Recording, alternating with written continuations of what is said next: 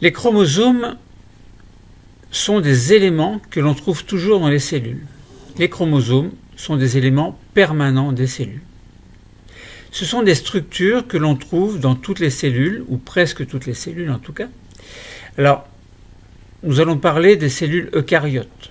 Donc, il y a dans les cellules eucaryotes des structures que l'on trouve, on a dit, dans toutes les cellules.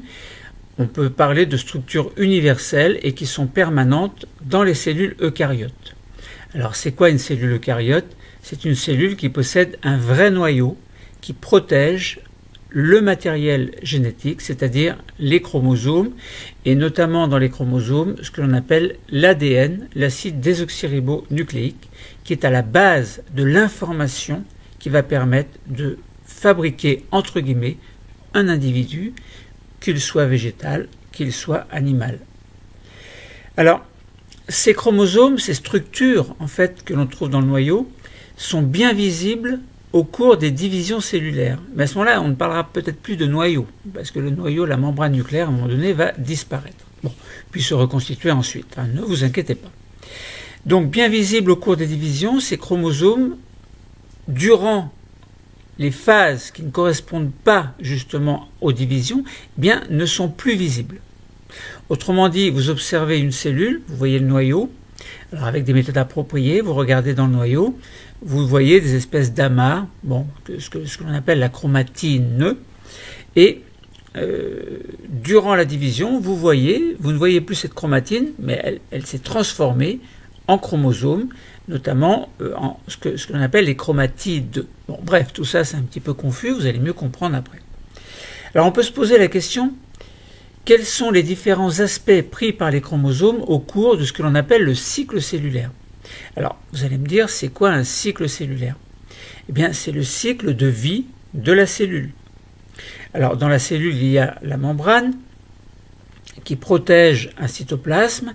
Dans le cytoplasme, il y a des organites, il y a tout un métabolisme, c'est-à-dire des réactions chimiques, un ensemble de réactions chimiques qui va permettre à la cellule de rester en vie. Parmi ces molécules du métabolisme, il y a des protéines. Certaines de ces protéines sont fabriquées par le matériel génétique, d'une manière, donc selon un mécanisme dont on ne parlera pas aujourd'hui, mais un petit peu plus tard. Mais aujourd'hui, essayons de voir comment est-ce qu'on peut voir les chromosomes dans une cellule lorsque la cellule est en ce que l'on appelle mitose, ou lorsque la cellule n'est pas en mitose. Donc on va définir un petit peu ce que c'est que le cycle cellulaire. Vous verrez qu'il y a différentes phases. Alors l'ADN peut être condensé ou décondensé. Alors ça veut dire quoi, condensé et décondensé? Si vous prenez une corde, par exemple, vous faites un nœud, alors pas forcément au milieu, on va dire que ce nœud représente une structure que l'on appelle le centromère. Vous pouvez faire varier la position du centromère, alors pas au niveau d'un seul chromosome, mais selon les chromosomes, la position du centromère peut être différente. Donc cette corde, on dit, vous faites un nœud, puis vous faites une corde qui est plus ou moins longue de chaque côté de ce nœud, puis vous torsadez cette corde de chaque côté, eh bien vous allez voir que cette corde va prendre un autre aspect que celui qui est visible lorsqu'il n'y a pas de condensation. Bon.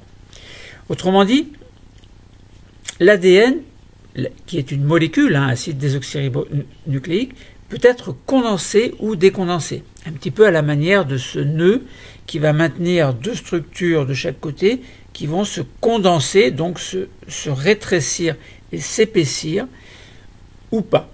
Bon. Alors on a une coloration que l'on appelle une coloration de Feulgen qui va présenter l'intérêt d'être strictement spécifique de l'ADN. Ça veut dire qu'on va avoir une coloration rose spécifique des molécules d'ADN.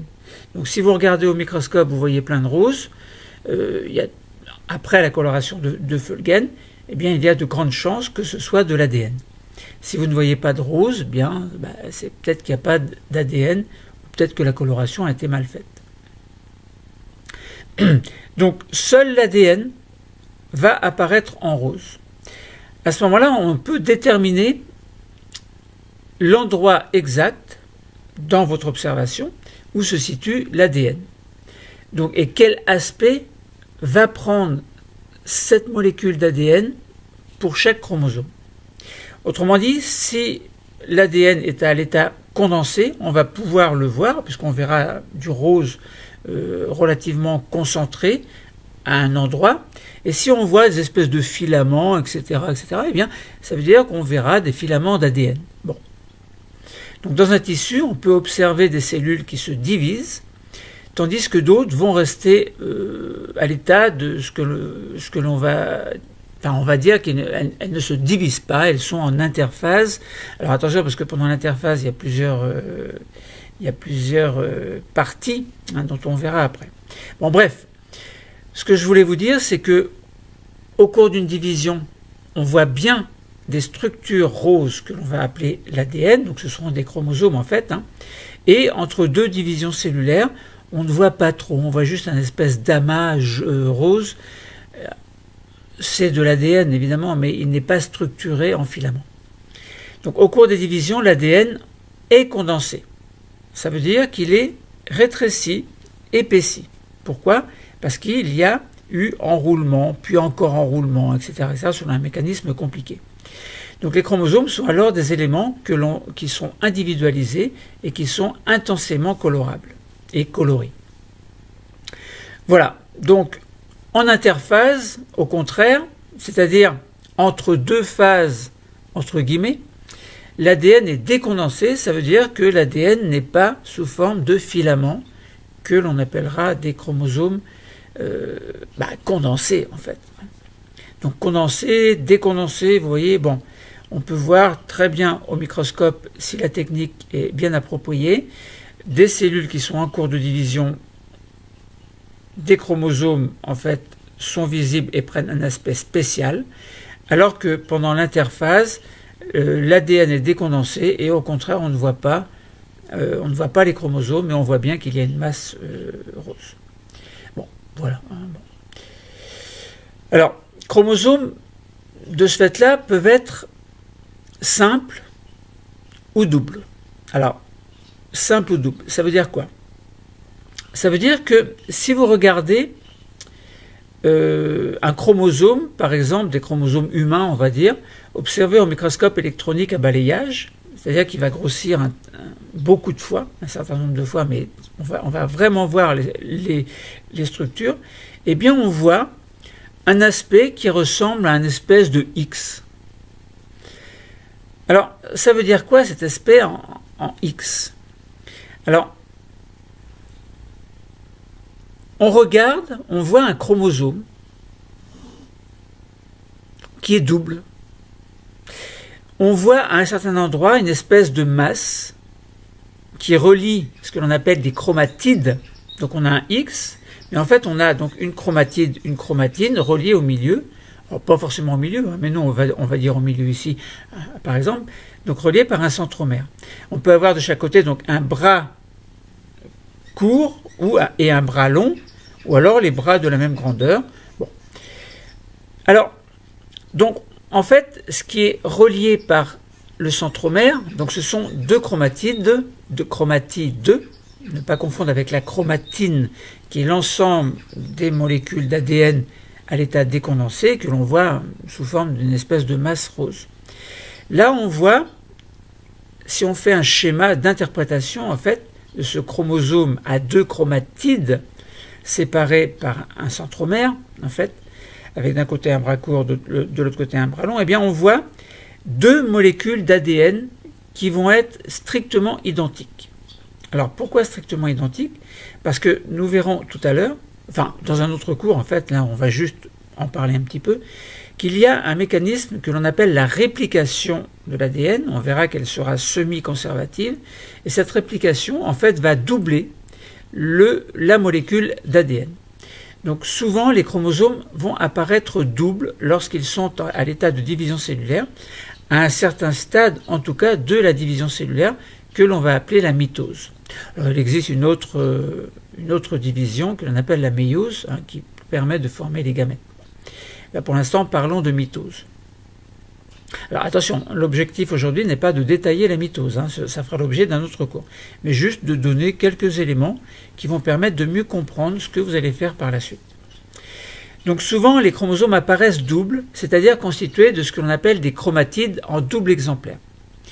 Ils sont dupliqués, enfin l'ADN est dupliqué. Ça veut dire que chaque chromatide qui est constitué entre autres par de l'ADN, eh bien, voit sa quantité d'ADN dupliquée de manière à l'identique en fait sur l'autre chromatide.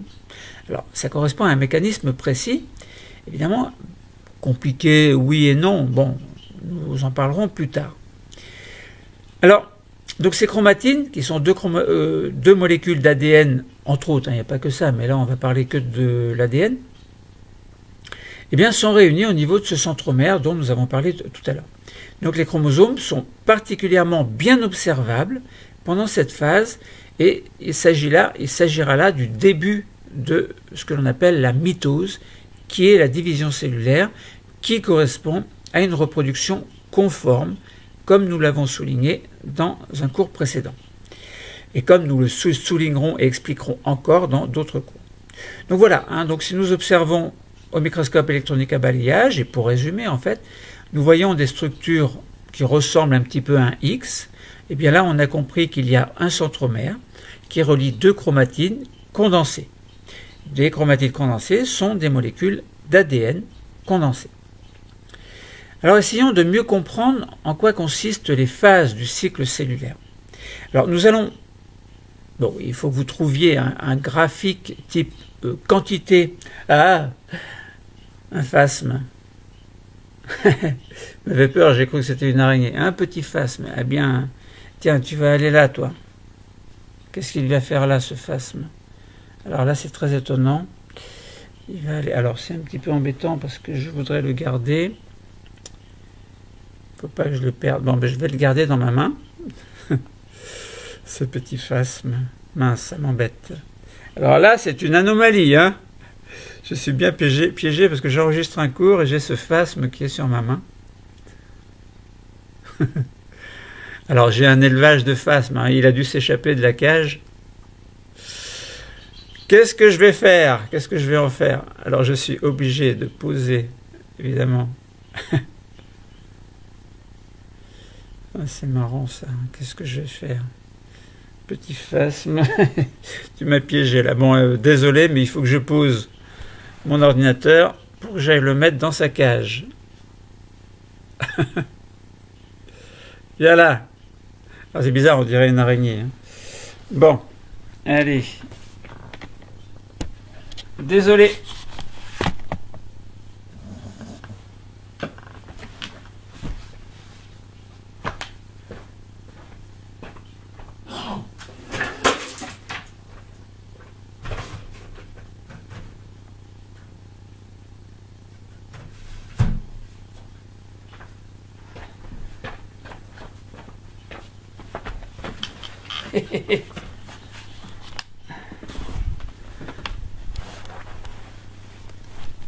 Bon, alors, donc je reprends où j'en étais. Alors, quelques petites vérifications. Bon, alors, allez, je reprends. Alors, donc vous avez vu en direct, j'ai senti quelque chose en fait qui bougeait là. Donc j'avais les mains comme ça. Et vous avez vu, j'ai regardé. Ah, j'ai cru que c'était une araignée. J'ai eu un moment de frayeur. Le cerveau reptilien a pris le dessus, c'est-à-dire un petit peu un réflexe. Alors, quand on a un cerveau reptilien, enfin, on a tous un cerveau reptilien en fait, hein, mais ça veut dire que en fait, lorsque l'on est surpris par quelque chose, en fait, il y a deux possibilités. Alors déjà, on est statufié. Ça permet au cerveau reptilien, c'est-à-dire très primitif en fait, hein, de faire deux choses, soit se sauver, soit attaquer. Donc là, lorsque j'ai vu ce phasme, j'ai cru que c'était une araignée. Donc pour moi, dans mon esprit, c'était « je vois une araignée ». Alors, je ne me sauve pas quand je vois une araignée. Mon esprit, mon cerveau reptilien me dit « paf, tu l'as ». Là, je ne l'ai pas tué parce que, en fait, lorsque j'étais prêt à... Alors, j'aurais pu très bien faire une pichenette pour l'envoyer ailleurs, ne pas la tuer, évidemment. Mais les réflexes qui datent voilà, des temps très anciens de nos ancêtres, en fait, ont fait qu'il fallait survivre. Et donc, j'ai bien été piégé par le fait que j'étais surpris, évidemment, et puis, en fin de compte, le raisonnement a pris le dessus, et puis je me suis aperçu que c'était un phase. Bon, bref. Alors, donc les phases du cycle cellulaire, en fait, il faut trouver un graphique qui présente la quantité d'ADN par cellule en unité arbitraire en fonction du temps. Alors, on va partir sur l'axe des ordonnées, on va mettre 0, 1, 2. 0, ça veut dire il n'y a rien, il n'y a pas d'ADN. 1, ça veut dire il y a une quantité d'ADN. Si par exemple vous avez un chromosome entier, un chromosome simple avant la division cellulaire, donc avant la formation, avant la condensation de l'ADN, en fait, vous avez une quantité d'ADN. Et lorsque vous allez avoir ce que l'on appelle la réplication ou la duplication de l'ADN, vous allez avoir deux quantités d'ADN. Donc lorsque vous voyez un chromosome en X, donc X, avec le centromère au milieu, ça veut dire que la quantité d'ADN a été doublée. Bon, donc ça veut dire qu'à un moment donné du cycle cellulaire, il va falloir que cette quantité se double. Alors, donc une quantité d'ADN, vous marquez 1, deux quantités, vous marquez 2, enfin vous marquez, c'est sur l'axe des ordonnées, quantité d'ADN par cellule en unité arbitraire. Alors si vous avez 23 paires de chromosomes, évidemment, 23 paires de chromosomes correspondent à une quantité d'ADN. Hein, bon, ça vous l'avez compris, je pense. Donc on voit sur ce graphe une ligne horizontale, donc horizontale avec 1. 1, ça veut dire une quantité d'ADN. Puis on voit dans une autre zone, donc on va dire A, B, C, D, dans la zone B, on voit une droite qui monte de manière régulière jusqu'à atteindre la quantité de 2. Et c'est là que c'est à cet endroit, donc dans le temps, en fait, c'est à cet endroit que la quantité d'ADN va se doubler.